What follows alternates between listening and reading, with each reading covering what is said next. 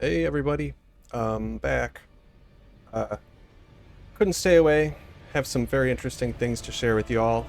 Uh, so there's recently been a lot of interest in Whirlwind, people making new Whirlwind builds for the season that's coming out soon. I just wanted to add what I know to the conversation so that people may end up creating very fun and interesting builds in the new season. So first of all, to just get into it, let's look at the patch notes. We've got a change to Gores, devastating grips. This is great. Attack speed, affix, replaced with critical strike chance against close enemies. Love it. It's better than critical strike chance. I think they've increased the quality of the affix when it has that contingent critical strike against close only. And since we're barbs, we're only hitting close things. Appreciate that. And the attack speed, fascinating topic. People have been interested in this since like May, before the game was even in everyone's hands. Apparently, it's a really kind of a dense subject, and I would love to talk about it some more later. It's probably my favorite subject in all of Diablo, so no need to remind me. I'll definitely remember. Let's see what else is there. Oh, yeah. This is very important, Gushing Wounds. So as you all know, just about everything that was... well, not everything. Okay, so critical strike, vulnerable, overpower have all been reworked, moved into a shared additive bucket with everything else. Pretty much exactly what I thought would happen. I thought they would put those three in a separate additive bucket together, not with everything else, but in retrospect, I think this is a lot better. Gives you more freedom for your builds. Love the change, and in general, I really respect everything the team has done for this patch. It seems like they're listening to the community and they're analyzing the reasons why people are funneled into these niches in each class where they have to build a certain way. And that's no fun. So I think they've always had the right intentions, the development team, and I think that in the past few months they've put a lot of time and effort into analyzing how they can actually get to that point, and I think they've done a great job. So hundreds all around. Love the work. So this is very interesting here. One thing that some people thought might have been an oversight was that Gushing Wounds would still be a multiplicative modifier, and were they going to also make that additive? This is like one of the only ways out of that change where all of our crit became additive. And I'm pretty sure that it will continue to be multiplicative. They've actually mentioned it here specifically in the patch notes, saying that the tooltip was a little bit ambiguous before, and they're actually going to indicate in the tooltip now that that bonus is multiplicative. So I'm thinking there's no way that they're trying to make Gushing Wounds additive if they are changing the tooltip to say it's multiplicative, right? So there's that. So a lot of people now are thinking, okay, well, if Gushing Wounds is one of the only ways to get crit to be multiplicative, then bleed builds are going to be awesome, right? And a lot of people who just always have loved Whirlwind, rightfully, are like, let's revisit that. Let's make another Whirlwind bleed build. And I have some interesting news for you. So if you go into the current version of the game, and I've got a little test here that I'll share. I've slowed this down. So here I'm using Whirlwind. It's at 50% speed. I've got Furious Whirlwind and Gushing Wounds. And I've been spinning for 5 seconds. Everything is no longer vulnerable at the end of that 5 seconds. So let's just see what my bleeds topped out at. I had Limitless at 60%. I dashed in with Lunge. I've got Mortal Strike. I've got all my buffs. And I'm spinning. Everything's vulnerable. And we'll just let it go for 5 seconds. Get all the bleeds on. That's probably 5. All right. So I'm seeing ticks for 25,000 up here on this guy, 29,000 on this guy. Just make sure this is, yeah, it's centered. You guys can see. Cool. All right, so we're thinking the ticks are around 25, 29. This is with Gushing Wounds. Let's see some more. Any others pop up? 19, 27. Okay, okay. Let's check Unbridled Rage. So the idea here, right, is that Gushing Wounds is going to be a win over Unbridled Rage, because Unbridled Rage is just it multiplies your core skills damage up an extra 135%. That's huge, but Gushing Wounds can be huger, right? My character we were just looking at, 400% crit damage with Dire Whirlwind and Mortal Strike. He's at 97% chance to crit, so Gushing Wounds is going to be adding tons every single time you hit, right? Well, that's actually not right. So here I am with Unbridled Rage on another monster, and you'll see right away, I'm already bleeding him for 70,000. The other guys were getting bleed ticks for 29, I think was the highest. This is more than double, right? In fact, it's what? About 2.35 times as much? And that's weird, right? Really weird. Let's try to figure out why. So my conclusion here, by the way, and things may change in Season 1, but the reason we're all so excited about Gushing Wounds is because it's not changing in Season 1. So I think these findings will still be valid. Anyway, so why is this doing more than Gushing Wounds? We thought Gushing Wounds would be great. And even if, imagine if I had the Grandfather, an extra 100% crit damage. If I doubled the bleeds on that guy with that I was hitting with Gushing Wounds, it still wouldn't be this high, right? So what's going on? First of all, Mortal Strike gives me 18% chance to crit with my next skill when I'm swapping. That does not apply to the crit chance that Gushing Wounds is reading off my character sheet to determine whether or not to apply crits on my bleeds. Dire Whirlwind, same thing. Increases my chance to crit with Whirlwind 48%, but it's not helping Gushing Wounds. In Season 1, the incredible, sometimes slept on ability Terror, the vampiric power, will give you a 100% chance crit against feared enemies. That includes staggered bosses. That's incredible. And I have a feeling it won't help Gushing Wounds crit. So my crit chance with Gushing Wounds is 33%. I have 400% crit damage. That's going to be up after the patch because the affixes and Paragon points are having their values increased. But I don't think it's going up enough. Even if I had Grandfather, I think it would be pretty close. So let's go look at my Barbarian build. Let's see. All right, so let's look at the skill tree. Let's read. Unbridled Rage. Core skills deal X, 135% increased damage. Yeah. Cost extra fury. We have plenty of that. Okay, so now let's look at Furious Whirlwind.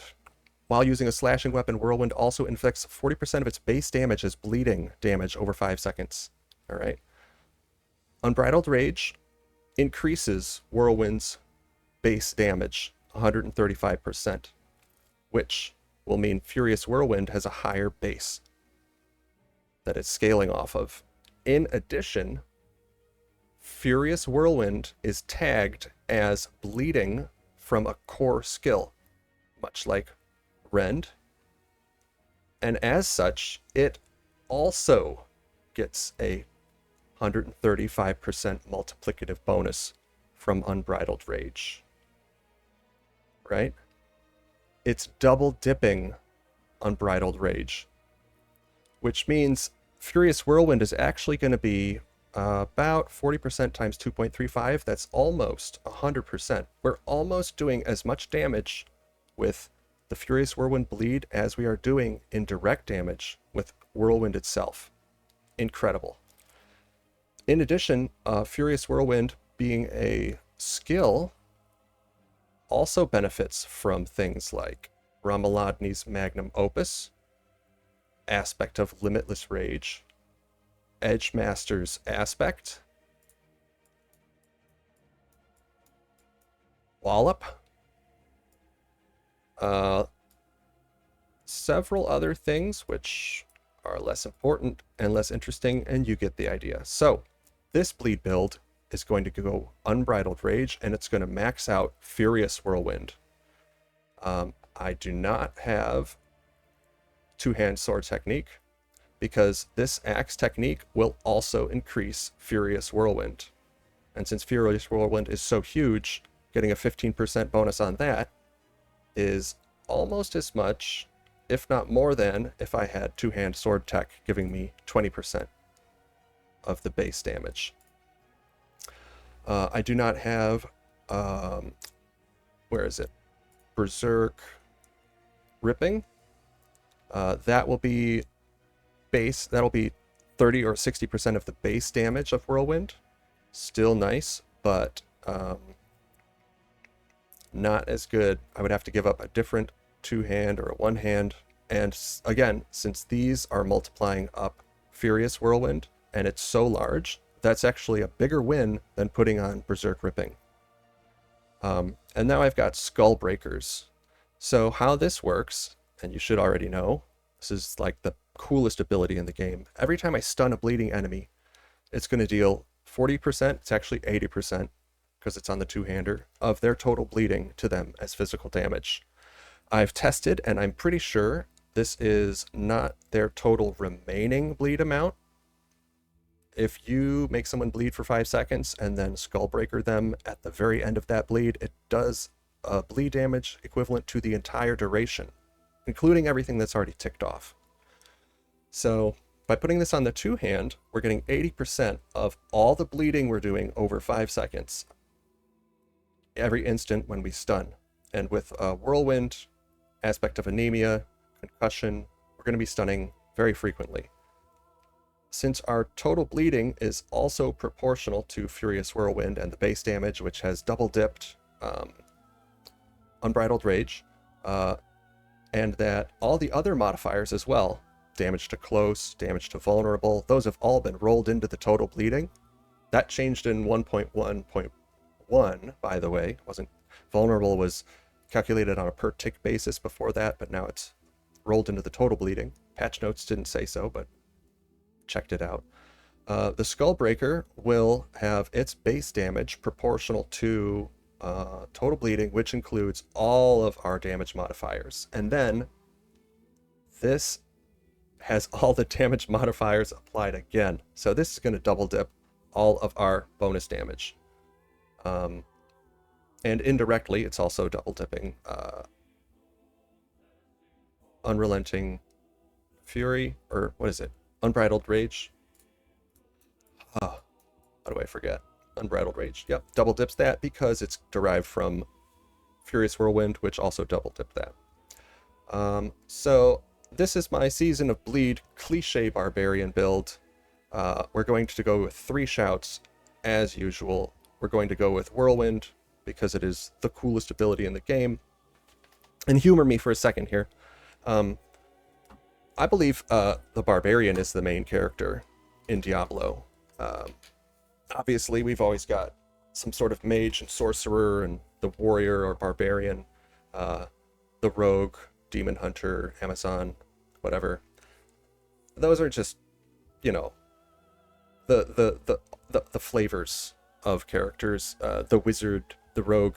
It's always about the fighter. Come on, that's the main character. You know it is. And Barbarian's such a cool fighter. And this Barbarian, his coolest ability has always been Whirlwind. It was the best in Diablo 2. It's a meme. It's hilarious. It's brain dead. It's perfect for the class. And another thing Barbarians in Diablo 2 were famous for were the shouts and the leaping. I remember being stuck in the rivers, the tributaries of Zakarum jungle. My brother, who had leap, was just jumping over the rivers laughing at me. And he really got into making the sound effects of all the shouts and the leaps so many decades ago. So we're back there again. This is our cliche Season of Bleed build. since we're leaping, I've got aspect of Volcathos and earthquake aspect and giant strides. We're going to use leap as our generator for fury. It also uses a weapon, so we're going to use it to proc mortal draw. So we're just going to jump in, drop the earthquakes, and you probably know, but in case you don't, this one says leap creates an earthquake. This one says stomp creates an earthquake, and this earthquake gives you increased damage, and this one gives you damage reduction. But what actually happens is that both of those abilities create an earthquake, and those earthquakes are the same. They give you both of these abilities. So although we don't have stomp, we don't need it. We're going to leap, create an earthquake. And with giant strides, we're going to leap quite frequently. I've got Rage of Harrogath.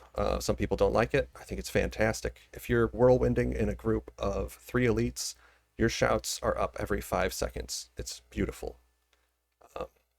Disobedience, because it's awesome and they made it better, thank God. Which goes back to what I was saying earlier about the everything they did in like 1.1.0, they've totally done the opposite. It's like they've analyzed the math and figured out that what they needed to do was the opposite of what they did. And that's what I said in a different video where I talk about scaling that's impossible to balance. They've kind of brought themselves out of a corner in some respects where they were stuck with things that were impossible to balance. And now the game is a lot easier to balance. They've given us a lot of access to armor, so now we don't need it everywhere we see it. Great. Relentless Berserkers, this should be up 100% of the time, especially with Rage of Harrogath reducing the time required for Warcry to cooldown. Limitless Rage, Ramaladni's, yeah. Berserk Fury, we're on average going to have 1 shout up at a time, unless we're doing really well with Rage of Harrogath. This is actually going to give us more Fury per second than Echoing Fury. This could change to Echoing Fury, though, or Bold Chieftain might be even better. I think we're going to have plenty of Rage. So let's just say Bold Chieftain. Where is it? Yeah, cool. And then I've got Aspect of Anemia on the Amulet because I like having a 45% chance to stun instead of 30. And I've got Concussion as well, so that's more chances to stun. That's flexible. All right, the good stuff. Bathe in Blood. So this drops a pool that increases the damage of channeled skills. That'll include Whirlwind's base and Furious Whirlwind, 40%. More damage reduction. That's good. Flowing Veins, more damage over time, if anybody's cursed. We've got Metamorphosis, so if we want to leap into a pack of enemies, Metamorphosis through them, and then start spinning. Maybe we can start spinning in the Earthquake and drop a blood pool there and spend a lot of time in that area. That would be cool. Then we got Prey on the Weak. Anybody who's cursed counts as vulnerable. So this solves the problem we had before in Season 1 and in Eternal, where it was very difficult for Whirlwind to maintain vulnerability on the enemies. Love it. Anytime you want to reapply vulnerability to a new enemy, all you have to do is step through them with Metamorphosis. Great. Down here, I've picked Strength and Total Armor everywhere I saw it. Damage while Berserking, because we're going to have Blood Rage. Ranks of Whirlwind is great. Damage reduction from close, overpowered. Movement speed, you need it. And Ranks of Wallop. A lot of people like counteroffensive. I don't. Wallop's a bigger number. It only applies to skills, but almost all of our damage is coming out of Whirlwind and Furious Whirlwind, which is also a skill. So Wallop works for that. And then for my Prio, offensive affixes, Strength, Vulnerable, Close, and Berserking. These will buff Whirlwind. They'll also buff Skullbreaker, so these will be double dipped. Strength will not, but that's okay. Resource generation, probably need that. And just a little bit of, oh, I thought I had Berserk duration here. We only need 25% Berserk duration because Warcry gives us 4 and our max is 5, so don't go crazy with that. We might even get some in the Paragon tree. I haven't put the Paragon board together yet. This is just a work in progress. Yeah. So that's that. I'll share it online. And there's one more thing I want to mention. Please, when you're using Whirlwind, I know a lot of people are going to like groan at this, but go clockwise, people. Please, please, please go clockwise. All right. We all had a good laugh earlier when I said that, but I've got much better data now. Let's see. So I'll show some really interesting patterns. Here's a test of me going counterclockwise. We don't need that sound, do we? Yeah, okay. All right. Cool. Let's slow it down and look at one point in particular. Counterclockwise sync pattern. All right. So you'll notice 1 hit, 2 hits, 1 hit, 2 hits, 1 hit. So that's interesting. What is going on there? If I go clockwise, there's a different sync pattern. I'll show that one. Clockwise.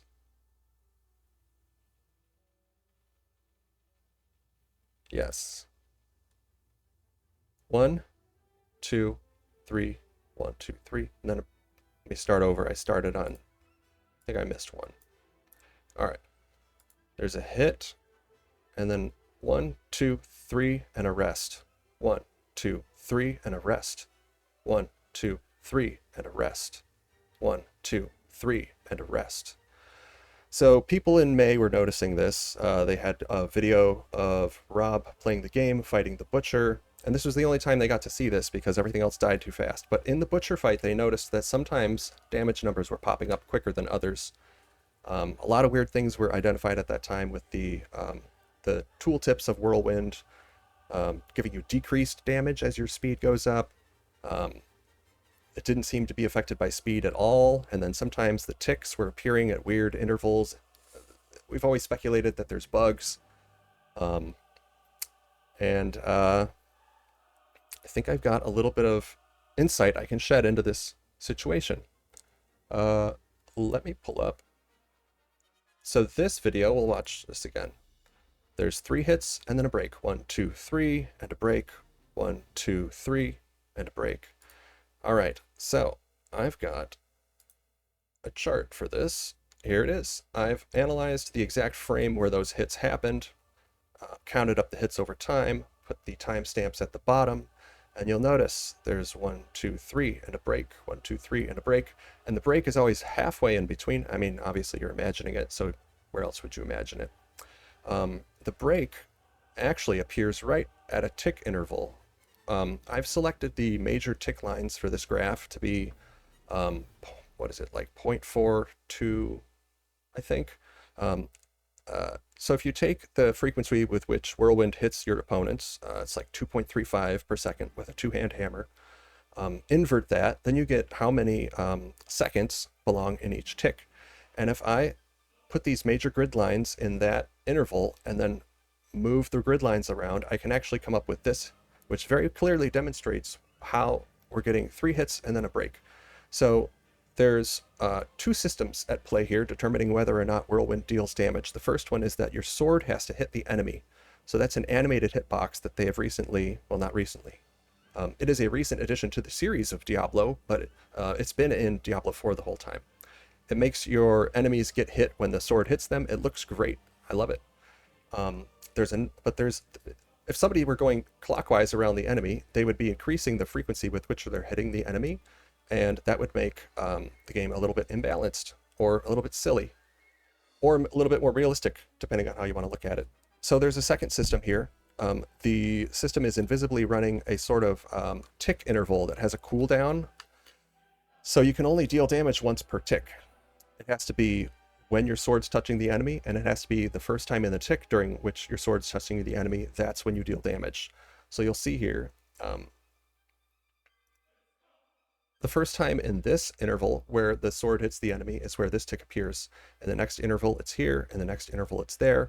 And the sword hits the enemy again. Remember in the video, we saw it happen.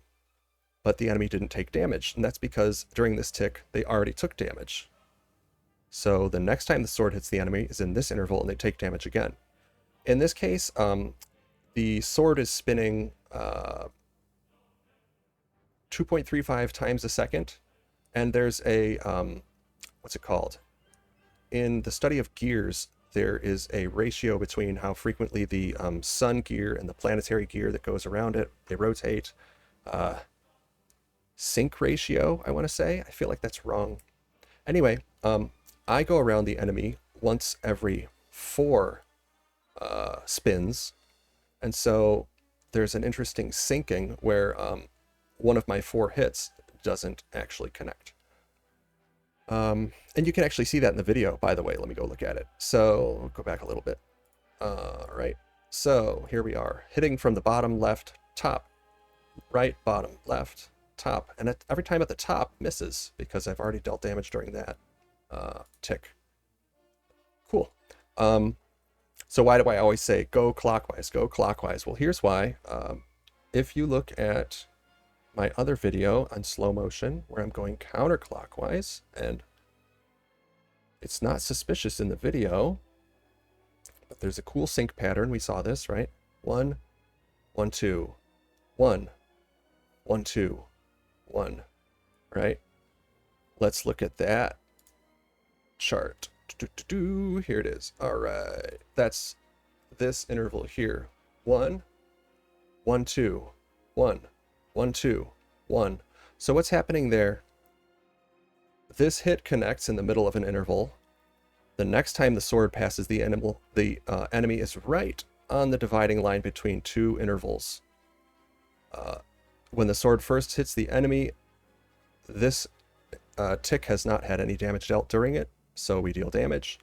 Then the next tick begins while the sword is still in the enemy, and we immediately do damage again, because in this new tick interval, no damage has been dealt yet. Then the next time the sword passes the enemy is in the middle of the next tick. There's another bit of damage. And then the next time the sword passes the enemy is right on the boundary of another tick interval. We deal damage for the tick which has not had any damage dealt in it yet. Then the tick elapses and we can deal damage again while the sword's still in the enemy, and on and on. This is maintaining the same number of damage hits per second. It's a very interesting system. I love it. But in some cases, when you're going counterclockwise, something bad happens. I have a video of that. Here we go. It looks like nothing's wrong. Hit, hit, hit, hit. 2 hits, right? Nothing weird there. So this stretch of time is up here. So there's this hit. There's this hit, there's this one, there's these 2. But if you look closely and count, okay, these 2 are on this tick interval, so these 2 ticks had damage dealt in them. This interval had damage dealt in it by this tick. And now we go left 2 ticks, and we see this damage was dealt during this interval. And here we're left with 2 intervals with only 1 tick in them. And why did this happen? I believe the character, if you're going fast enough, you can actually end up with your sword pointed away from the enemy for an entire tick interval.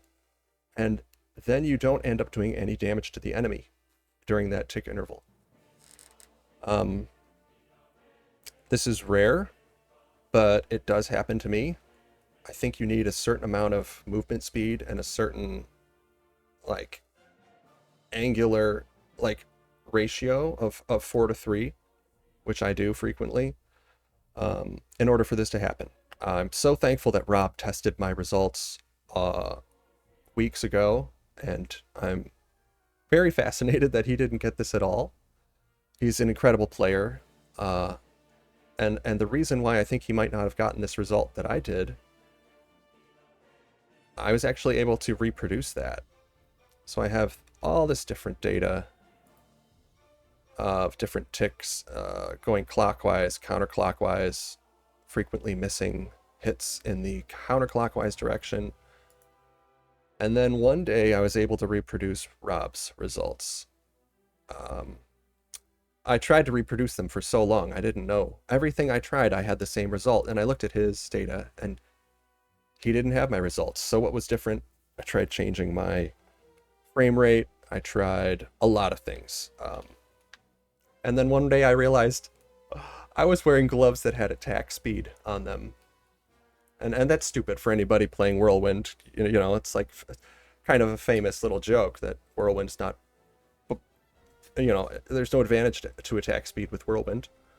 You can even get 100% attack speed and look at side-by-side clips of somebody doing a Whirlwind, and they're the same speed. The animation is the same speed.